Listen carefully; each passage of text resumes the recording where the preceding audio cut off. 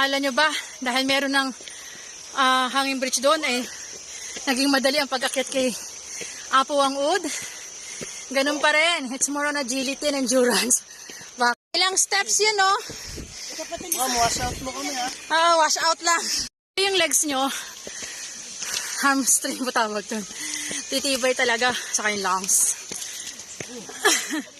Ang taas! Ang taas!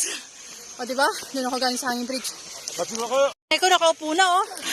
Alam ko matibay ang tuhod. O, Johnny. Hindi tinablan, oh. O, diba? Nakakalaki daw ito ng puwet. Lakad na.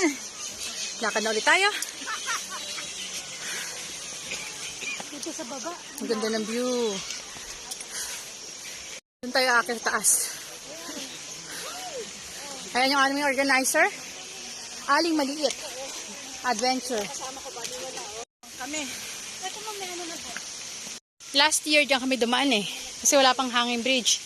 Doon ang daan niya. Papunta dun sa kabila. Dahil may hanging bridge na may bago ng daanan. Mas stiff. Pero dagdag attraction yung hanging bridge. Dagdag attraction. Pero ganun pa rin. Yung duration ng lakad at saka yung stiffness ng daan. Welcome to the village of Apo ang Ud.